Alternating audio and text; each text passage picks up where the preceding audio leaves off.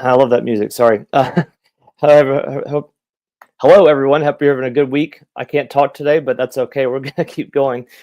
It's Dr. Michael here. We're doing our midweek Q&A, and I'm excited to be back for this Q&A. It's been a couple weeks, and this is where we do a little impromptu question and answer session. Just submit questions that you have at any point, and I'll be happy to answer them to the best of my ability while we're live today. Thanks, Pam. I appreciate you with the congratulations, and a new dad several times over at this point. So, but very happy and yeah, getting into the swing of things or staying in the swing of things as we navigate life with a new kiddo, and in time for Christmas. But the way we like to do this is, of course, during the live, if you have questions, I will show them on the screen like I did with Pam's comment there. And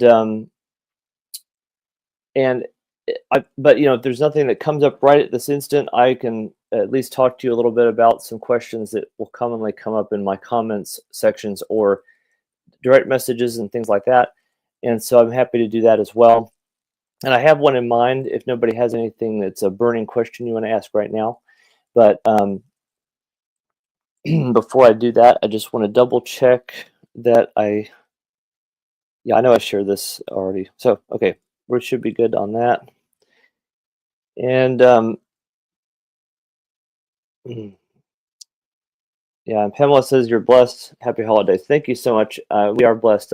I definitely, it's not lost on me that we have been granted the gift of being able to have children, and a lot of people don't have that gift. So, and they may want that gift of children and can't. So, don't take that for granted ever. So, question I was going to mention to you, and again, while I'm talking, you can feel free to add your own questions in here in the comment section. But a common question that I will often see, and it's a pretty frequently recurring question, is what's the best kind of exercise to do for Parkinson's? And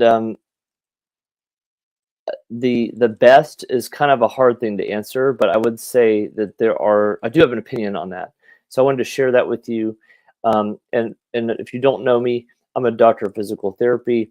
I have a practice where we specialize in treating persons with Parkinson's disease on a local level, and of course have the Parkinson's Disease Education podcast and YouTube channel, and that's where this is coming from. Yes, I agree. That is a great question, and it's important to understand how important exercise is to fighting back against the negative effects of Parkinson's, and it's something that everybody with Parkinson's should be doing. To the degree at which you exercise is the question behind the question of what's the best exercise. I can give you my perspective clinically and also based on experience, and I will do that. But I will also throw in a caveat with that. And the caveat, or the quid quo pro, or whatever you want to call it, is that you may not be a good fit for every. There's multiple programs out there, for example, with therapy. You may not be a good fit for every one of those programs. You might be a better fit for one than the other. So there is some individualization in that. I would also say that exercise should be engaging and fun.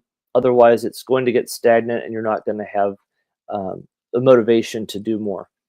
And so what I would say is, just as a short answer, is LSVT Big is one of the best programs available, and it's available in most places around the globe. I'm not saying in every city and town, but there are therapists all over the globe that offer that protocol, and it's a highly researched protocol, and it's been around now for well over a decade, almost two. And as far as the PT and OT program version, it started out as a speech program called LSVT Loud, and the research behind that led them to look into how much more that could help the whole body, not just the speech and vocal system. Because as you may or may not know, when you have Parkinson's disease, you can tend to have a reduced volume of speech. It's more difficult to be understood, so your voice is quieter, more gravelly. Swallowing problems can happen. And so the LSVT loud kind of came about from that issue. And then they thought, well, if this works for the speech system, why wouldn't it work for the whole body? And it turns out that their research showed it did, and it would. And so LSVT big is essentially a protocol that emphasizes big movements in high intensity. So those big movements at high intensity, there's a set of exercises that you do, and then we work on the functional exercises with the person based on activities that we would call salient to them. So for example, if someone's having trouble getting the key into the lock of their front door, we would break that into one or two components that are having a difficulty. It could just be getting the key in the lock. It could be turning once it's in the lock. We take that one thing that's difficult and we turn that into an exercise where we do it big, emphasize it with high intensity. That's just one example, but it's a 4-week, month-long protocol, and we do it four times a week. So it's highly intense in terms of how frequently we're treating the patient, and it's condensed into a month typically. And anyway, that's one of the best programs, if not the best, and it's very highly researched. It's probably one of the only ones that has as much research backing it as possible. It's got over 20 to 30 years now of National Institutes of Health backed research behind it. Now, an offshoot of that is Power Moves, and Power Moves is actually, ironically, the therapist that helped the LSVT global team develop the big exercises. She went off to found her own company, which is Parkinson's Wellness Recovery. That's Power Moves, or Power. And it has some similarities to LSVT big, but some people like it because it's a little more versatile. It's not a set protocol. It can be as many days a week as you want, or for as long as you want. And it can do different positioning, or I guess it incorporates more positions, all fours, sitting, standing, and so forth, lying down. LSVT big, though, can be adapted to other positions. So again, that's, as far as therapy protocols, that's among the best. But again, it should be engaging and fun for you, because doing the same thing over and over could be boring. But LSVT big has a group class called Big for Life. Power has a group class, and anything where you can get social is going to be really helpful. And that's why Rocksteady Boxing is really popular, because Rocksteady Boxing is challenging physically, but it's really great, engaging cognitively as well as physically, but it's also great for the community aspect. So if you have a group of friends or an individual friend that you like to work out with to lift weights or do whatever, keep doing that. But definitely find something like LSVT Big and Power and their group versions, and try to do something Parkinson specific, or Rocksteady. So try to do something Parkinson specific in addition to other types of exercise. That's my 2 cents. And I'm sorry, Kishore has a comment that I have not put up here. By the way, I'm sorry if I'm pronouncing your first name incorrectly. Please let me know. Kishore Gupta. Kishore is actually one of our newest members on the channel, so thank you so much for joining the AMA level. Appreciate you being here. So his dad, he says, my dad's 91, diagnosed 4 years back, lives in India. Syndopa, that's going to be similar to what we would call, well, it's a form of levodopa, but it's kind of similar to carbidopa, levodopa. Continued release 3 times a day, having head heaviness, full day, and constant leg pains. Oh, it's atypical Parkinsonism. Doctor recommending gradually reduce the Syndopa. Okay, yeah. So, yeah. So you bring up a good point. If it's atypical Parkinsonism, you may not be able to treat that with the Syndopa or the carbidopa, levodopa, or whatever the drug of choice is for the dopamine. It may not have as much effect in that sense. So weaning off of that medication may actually help some symptoms, because honestly, the medications can have side effects that mimic Parkinson's symptoms, which is ironic, but it's true. And so sometimes weaning off can help, and then you can kind of look at what you're dealing with when the medication is taken away. I hope that he finds some help with that. Yeah, I mean, and I'm not sure what form of atypical Parkinsonism he has. It could be of multiple different types, and we discussed that recently on the channel, as you know. Um, Pam says Mark enjoys boxing. It's a really great program, and it really engages a lot of areas, balance, and you do have some intensity with the. You got your speed, like speed bag, and you got your big bags for the body bags for trunk rotation, getting on foot movement, or I guess weight shifting. So it addresses balance, endurance, all that stuff. So he says, yeah. Um, all right. Oh, welcome from Swaziland. Thank you for being here. Gugu says husband diagnosed 3 years ago, and yeah, I'm pleased that you're here. I appreciate your time. Yeah, he says see the effect of motor degeneration. I think that says thank you.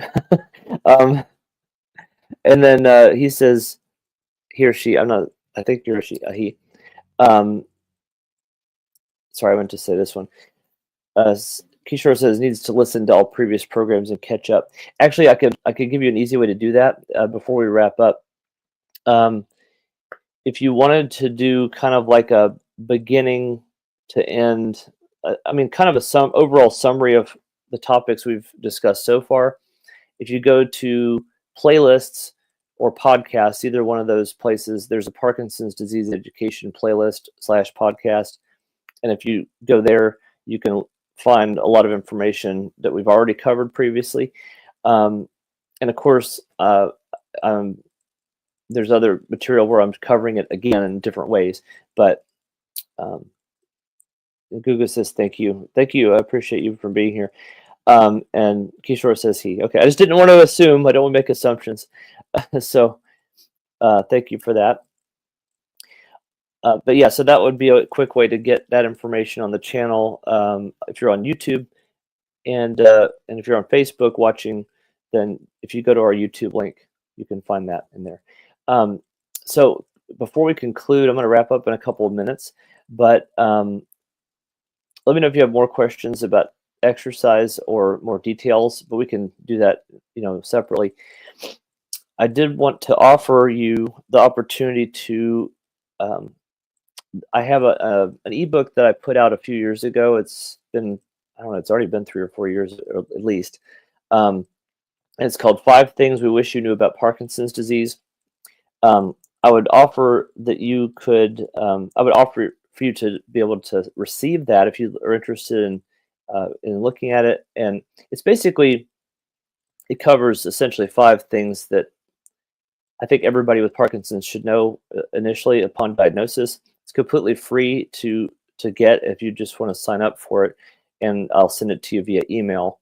And just let me know now, or if you're watching in the replay later, please comment 5, and I will send you a link to sign up for that. It's just a quick form, and then you'll get an email right after that. And again, completely free, and it's just a token of my appreciation for you being here live today. And by the way, if you haven't liked the video yet, please do and share if you feel extra generous. Only price of admission today. And Kishore says 5. Yes, thank you, sir. I will do that. And Pam says 5. Good. I will send that to you, and or I will reply in a comment and send it to you. And yeah, anybody else watching later? That's a quick something I'd like to offer everybody watching even later. So thank you for being here today, Kishore and Pamela and Gugu. Thank you so much, and I hope I'm pronouncing your name right, Gugu, because in different languages you pronounce things, or in different languages a name has a completely different meaning sometimes than it does in, like, say English. I'm kind of trying not to chuckle because in American English, in American English, Gugu could refer to like the sound a baby makes, or it could refer to kind of like you're kind of like staring into space, like Gugu. Anyway, I'm not making fun of your name. I'm just saying. Oh, quick question that you had was, let's see. Sorry, I didn't say. show your comment. Christopher, my husband, wants to know if nicotine and weed can help. Oh, I see. You're from Swaziland. Your husband's Irish. Okay, well, so you know what I mean. Irish can be goo-goo, but I'm Irish American. I can say that. So, excuse me. Actually, that's a great question. Nicotine and weed or cannabis, in brief, can be helpful. And more, we can talk about that in more detail in another video. But I've actually have another member on the channel, Wade. He actually has used nicotine to treat his Parkinson's symptoms and has had good success with it. It's an alternative way to do it, but I'm always in favor of discussing alternative methods because, let's face it, Big Pharma has all the wins of the day. So anytime you can do something that's outside of the normal medication and it still helps you, hey, why not? I'm all for it. So I'm going to conclude there, but again, leave the comment 5 if you want the ebook. I'd be happy to send it to you. And just look out for that email after you fill out the little form. And I'll see you in the next live video. Today I'm going to be coming on at 4 o'clock Central Time. Excuse me, so I got a frog in my throat. 4 o'clock Central Time for What's Next Wednesday. If you can't make it, I understand, but I just want to let you know ahead of time. And Pam says we'll see you at 4:30 on Zoom. Yes, and that's why it's at 4. Because at 4:30 I'm doing the Parkinson's 101 live class. If you're interested in that, hit me up on that too. But I will definitely enjoy the baby, and yes, pot use for PD. I'll keep that in mind to cover in the future. But yeah, What's Next Wednesday, I'll give you updates on what's coming up in the most the coming video. And yes, you're so welcome. Happy to teach and share whatever knowledge I can. And Pam said 4 p.m. Just to be clear, 4 p.m. is not the class, Pam. That's just the live I'm doing for What's Next Wednesday.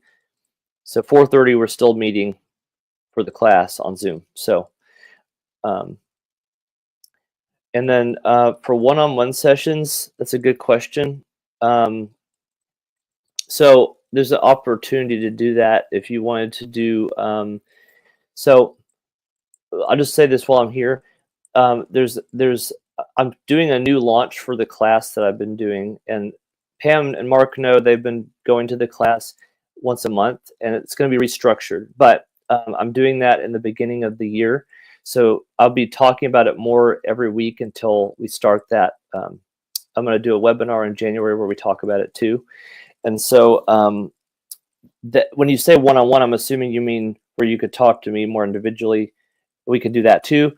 But as far as being able to talk to a group of other people with Parkinson's disease and interact with those people and ask questions in that sense, that's part of this class that we're going to be relaunching in the beginning of the year.